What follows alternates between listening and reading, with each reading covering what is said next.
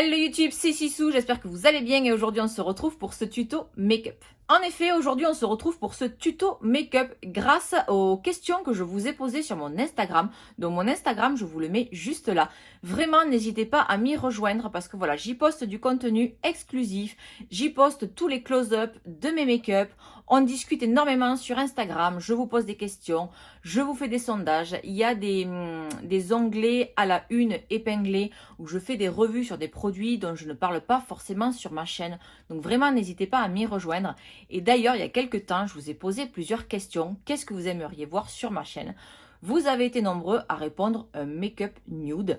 Mais un make-up nude simple, mais assez travaillé avec une touche de couleur. Ça, c'était par rapport à plusieurs questions. Nude ou coloré, vous aviez choisi nude. Technique plutôt simple ou plutôt plus technique, vous aviez choisi une technique plutôt simple.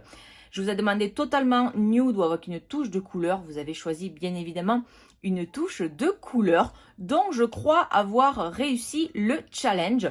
Donc je vous embête pas plus dans cette introduction et je vous laisse tout de suite avec le tutoriel. Pour ce tuto, j'ai donc choisi la Carnival XL Pro. Alors on pourrait croire que c'est uniquement pour des maquillages colorés, mais non. Et je me suis dit tiens, les gens qui ont cette palette très colorée, ils ont peut-être envie de voir aussi, vous vous demandez, ouais, mais moi je ne vais pas acheter cette palette parce que elle est très très colorée, il n'y a pas de neutre, donc je suis pas sûre de vouloir l'acheter. Du coup, si vous vous posez la question pour la Carnival 3, Love Tahiti, là oui, effectivement, c'est que du coloré. Mais là, on a quand même une zone relativement neutre, donc je me suis dit tiens, pourquoi à chaque fois qu'on prend cette palette on fait toujours des trucs ultra colorés? Et bien là aujourd'hui on va faire du neutre. Alors quoi, je ne sais absolument pas. Comme d'habitude, je vais me laisser porter. Il y a de très jolies couleurs. Donc on va se munir de petits pinceaux estompeurs. Déjà on va commencer par venir poudrer le dessous du sourcil comme d'habitude, et je prends la teinte Pillow Talk. Elle est super cette teinte de la palette parce qu'elle est beige, mais elle est beige très claire. Et c'est vrai que souvent pour les peaux claires, pour trouver un beige qui éclaircit bien le dessous du sourcil, donc moi j'ai pas une peau non plus ultra claire, mais pour les personnes qui ont la peau très claire, vous voyez comment il éclaircit bien. J'ai mis ma base P. Louise en teinte 02 aussi sur ma paupière comme d'habitude. Et vous voyez la différence, comment ça illumine bien le dessous du sourcil. Donc ça c'est une étape qu'il ne faut pas négliger. Ça va vous aider pour l'estompe après. Je vais continuer avec ma couleur de transition et j'ai choisi ce marron-ci intermédiaire. Donc c'est la teinte basique. Je garde le même pinceau, j'ai pas précisé, c'est le Morphe M573. En termes de pigmentation, on a bien compris que cette palette était au top, hein, pas besoin d'y revenir. Et je vais venir refermer mon coin ici, plus en arrondi. Je tire pas forcément trop la matière. Et vous voyez le fait d'avoir poudré avec mon beige juste avant. J'essuie mon pinceau et je peux déjà commencer à travailler mon estompe. Ça se fait tout seul. Que si j'avais laissé ma base qui accroche un petit peu, on pourrait faire des taches plus facilement. Que là, vous voyez, ça se fond tout seul. Je vais continuer avec un plus petit pinceau cette fois-ci et c'est le M507, toujours de chez Morphe. Et je vais intensifier, enfin continuer à intensifier le creux de ma paupière avec la couleur qui est juste en dessous, qui est la teinte All. Et je vais venir intensifier le creux, mais vous voyez, je ne vais pas m'étendre autant que la première couleur de transition. Je vais vraiment rester dans mon creux. Et pareil ici, je reste en arrondi. Et je viens bien jusque dans mon creux ici. Souvent, il y a un manque à ce niveau-là. Et ensuite, sans rajouter de matière sur mon pinceau, je viens fondre mes deux marrons ensemble. Je n'hésite pas à reprendre le plus gros pinceau. C'est ultra important, on le répète à chaque make-up, mais l'estompe, on n'hésite pas à reprendre un peu de couleur si jamais. L'estompe, c'est vraiment, voilà, c'est un peu long quand on ne maîtrise pas forcément, mais c'est la clé. Si vraiment vous voulez un make-up réussi, il ne faut pas faire l'impasse sur l'estompe. Sinon, vous allez avoir une barre beige, une barre marron, une autre barre marron, qu'une fois que vos couleurs sont bien floutées ensemble, c'est plus joli, c'est plus harmonieux. Le fondu, ça fait que, par exemple, pour un smoky, le fait de bien fondre toutes les couleurs ensemble, ça vous évite, pardon, de ressembler à un panda. Souvent, on me dit, ah, je fais pas de smoky parce que je ressemble à un panda, c'est horrible, j'ai l'impression d'avoir deux cocards. C'est juste une question d'estompe. Donc sur Instagram, vous m'avez demandé un make-up nude mais travaillé. mais une technique assez simple quand même et pas trop complexe. Donc je ne vais pas faire de cut crease ou de semi-cut crease aujourd'hui. Je vais prendre un petit pinceau boule comme ceci et je vais utiliser deux couleurs irisées. D'abord la plus claire, Inspire ici, et après je vais utiliser Splendor ici, sans cut crease, sans rien. Je vérifie que ma base n'a pas bougé. Donc je prends Inspire. Bon, je vais essayer au pinceau. Si jamais ça marche pas au pinceau, on fera avec le doigt. Non, ça marche très très bien au pinceau. Non, je vais juste essayer au doigt ce que ça donne. Il n'y a quand même pas à tortiller les couleurs irisées, nacrées. Ça fonctionne beaucoup mieux au doigt. Les nudes de cette palette sont très très jolis. Et ensuite, je prends le plus foncé que je vais venir poser entre Inspire et la fin de mon œil avec le marron le plus foncé. Et au doigt, ça se travaille très bien, donc c'est simple. Même avec mon doigt, on peut flouter les deux couleurs ensemble. On peut même déborder un peu dans le creux avec le doigt, c'est pas gênant. Et après, pour parfaire l'estompe, on reprend le petit pinceau et on floute bien les deux couleurs ensemble. Ouais, c'est très joli, c'est simple et c'est rapide. Vous vouliez également un make-up nude avec une touche de couleur. Et donc, j'ai un très beau violet qui m'attire dans la palette, le Wasted, qui est juste ici. Bon, vous connaissez maintenant mon amour pour le violet. Donc du coup, en base, je vais utiliser un crayon Kat Von D. C'est le Roxy, qui est un très très beau violet. Donc je vais le mettre dans la muqueuse, pardon. Et je vais déborder sous mon œil pour me faire une base. Alors, normalement, c'est un crayon pour les lèvres, mais comme beaucoup de choses en make-up, ça peut être détourné. Faites d'abord un essai si vous avez les yeux sensibles. Pour ma part, j'ai les yeux sensibles, je n'ai jamais eu de soucis. On crayonne bien entre les cils, hein, n'oublie pas, sinon ça fait des trous, c'est pas joli. Et avant que le crayon ne sèche, on vient le dégrader pour pas que ça vous fasse une barre colorée sous l'œil. Après, j'ai fait une base violette. Hein. Vous pouvez très bien partir sur du bleu, sur du vert, sur du rose, sur du orange. Ce qui est bien avec un make-up nude, c'est que vous pouvez mettre une touche colorée, n'importe laquelle du coup, parce que vu que c'est nude, par exemple, vous mettez un petit au violet, donc vous mettez du violet. Vous avez un petit au rose, vous pouvez mettre du rose. Vraiment, ce qui est chouette avec les touches colorées, c'est qu'on peut partir sur n'importe quelle couleur. Une fois qu'on a bien estompé son crayon, donc on vient prendre sa touche colorée. Donc moi, c'est le violet, le Wasted. Je viens d'abord le poser en aplat sur mon crayon. C'est quasi la même couleur. Et une fois qu'il est bien déposé, j'essuie mon pinceau. Je vais même reprendre mon petit M507 que j'essuie sur une serviette éponge. Ou vous prenez un autre pinceau si vous avez peur de faire des taches. Et je viens flouter ma couleur. Je n'hésite pas à rejoindre ici en coin externe pour pas que ça fasse un trou entre le marron et le violet. Et voilà pour ma petite touche colorée. Je vais rajouter une petite étape qui est optionnelle. Ça pourrait très bien rester comme ça avec du mascara, des faux cils ou pas. Il manque le coin interne à illuminer. Mais moi, je trouve que pour équilibrer, parce que ça fait quand même un dessous des yeux chargé. Après, vous n'êtes pas obligé de descendre aussi bas. Mais j'ai envie de rajouter un trait de liner. Mais pour que ça reste simple, entre guillemets, je vais utiliser le noir de la palette, donc le Light Out, avec un petit pinceau biseauté.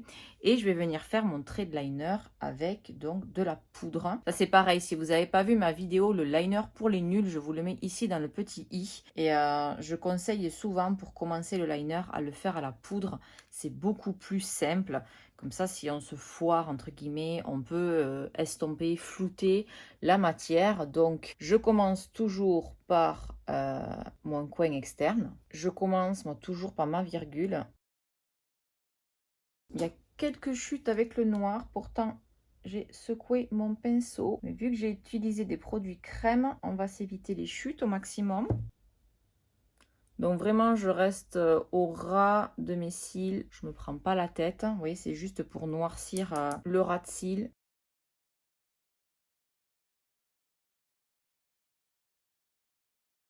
Voilà, comme ça, vous vous rendez compte de la différence avec le liner, sans le liner. Moi, je trouve voilà, que ça agrandit énormément le regard, étant donné qu'on a un dessous d'œil coloré. Je sais pas, je trouve que le fait de finir avec le le liner. Enfin, pour moi, hein, après, ça reste un choix personnel. Et voyez, le fait de le faire à la poudre, vraiment comme ça se fond dans les autres fards. Si vous vous ratez, vous pouvez le fondre avec votre pinceau. C'est fait en 2 minutes. Il nous manque le coin interne. Donc, dans cette palette, il y a 3 highlighters. Mais j'avoue que le choix des couleurs, quand même, ils sont quand même très, très foncés. Donc, ils sont ici. Donc, je vais prendre le plus clair ici en haut. C'est le Fair Play. Vous voyez, il est quand même assez foncé. Pour un highlighter clair, vous voyez ça, vous mettez ça sur une peau claire, c'est beaucoup trop foncé. Donc ce que je vais faire, je vais en mettre une touche ici. Je vais venir rajouter une petite touche d'highlighter plus clair pour éclaircir là, mon coin interne. Je le trouve beaucoup trop foncé. Je vais prendre la Alchemist de chez Kat Von D. Du coup, ce sont des highlighters blancs avec différents reflets. Et donc, je vais prendre le Améthyste, qui est le blanc à reflet violet. Comme ça fera une petite touche violette par rapport à mon ras de cils. Espérons qu'avec ce qu'il y a en dessous, ça ne vire pas trop. J'adore cette palette. Quand j'ai une petite touche de couleur à mettre en coin interne, il y a du violet, du vert, du bleu et du rose. Je pense que nous avons notre make-up nude simple avec une touche colorée. Donc il me manque juste le mascara et les faux cils. Vous allez voir aussi qu'au niveau de mon highlighter, ça brille, il y a des paillettes. Hier, pour un make-up, j'ai ressorti cet highlighter crème de chez Stila, que je mets aussi souvent sur les yeux. C'est juste une pépite, c'est le Glitter and Glow Highlighter en lumineur. Je l'ai acheté à cause, encore, de Marion Caméléon et c'est la teinte Monarch qui est juste magnifique. Vous voyez, il y a des paillettes, mais c'est pas non plus... enfin, c'est magnifique les paillettes. Il y a des multiples paillettes. Vraiment, cet highlighter, c'est juste de la bombe. Vous voyez la différence entre un phare à paupières Stila et les highlighters. Vous voyez, les highlighters sont un peu plus gros. Dans les fards, il y a 4,5 ml et dans les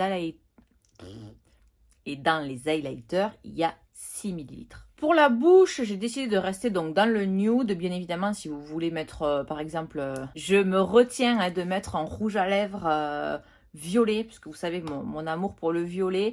Donc, étant donné qu'il y a le ras de cils violet, vous pouvez très bien mettre un rouge à lèvres violet.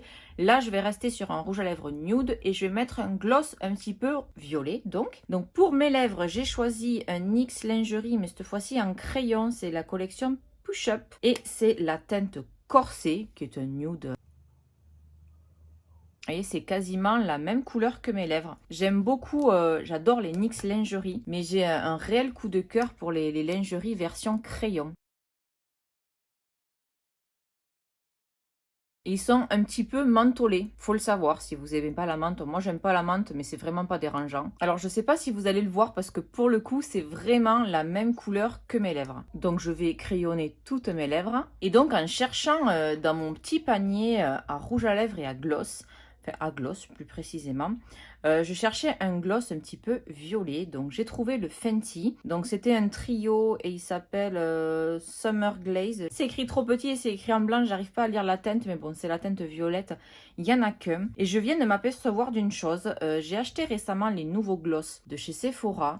J'ai vraiment flashé sur cette couleur, il est absolument magnifique, je sais pas si vous allez vous rendre compte à la caméra. Il est rose avec des paillettes bleues, violettes, absolument magnifique. C'est la teinte Wild, le numéro 10. Et je viens de m'apercevoir qu'il était ultra similaire avec le BK. C'était les lacs à lèvres liquide finition cristal. Et celui-ci, c'est la teinte Améthyste X Géode que j'aime beaucoup. Donc, je vais vous les swatcher. On va voir si au swatch, c'est très similaire. Donc, voici le BK.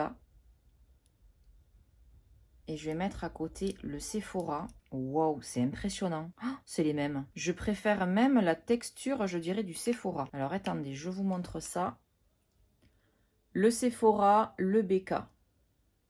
Honnêtement, je crois, sans faire exprès, que je vous ai trouvé un super dupe. Parce que je suis pas sûre que parce que à chaque fois que je le mets, ce gloss, vous êtes nombreuses à me dire c'est quoi ce gloss? C'est un BK, mais je crois qu'il n'existe plus. Et je crois que nous avons un super dupe chez Sephora. Bah du coup, bah, j'ai bien envie de tester le Sephora. Je vais vous mettre le Fenty à côté, mais je pense que le Fenty, pour le coup, il va être trop violet. Ça vaut être un gloss, c'est quand même hyper pigmenté. Alors il est très beau, hein, mais c'est pas ce que j'ai envie sur l'instant T. Vous voyez, le Fenty, il est très très beau aussi. Mais pour le coup, il est trop violet. Oh. Alors non seulement ça rappelle le violet de mon rat de cils, mais ça rappelle également l'highlighter Monarch qui a de multiples paillettes. Là pour le coup c'est un combo gagnant sans le vouloir. En fait c'est ma fille qui l'a choisi. Non mais il est terrible ce gloss. Hein. N'hésitez pas à me dire en commentaire ce que vous en pensez. Mais je pense que vous allez être plusieurs à vous ruer chez Sephora pour vous acheter ce petit gloss. C'est de la bombe.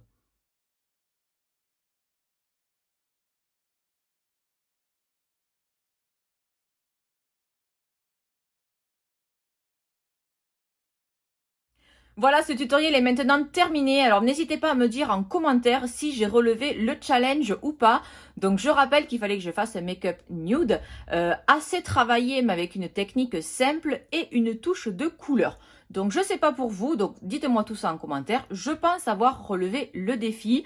Je vous ai fait le close-up pour que vous voyez de plus près le make-up tout simplement et le rendu final. Donc voilà, en tous les cas, moi je me suis éclatée à faire ce make-up et vous voyez vraiment qu'avec cette palette Carnaval XL Pro, on peut faire des choses ultra colorées comme des choses nude. En tout cas, je suis très contente d'avoir fait ce make-up avec cette palette. Donc, ça me permet à moi également de découvrir des couleurs que j'aurais peut-être pas utilisées sur moi.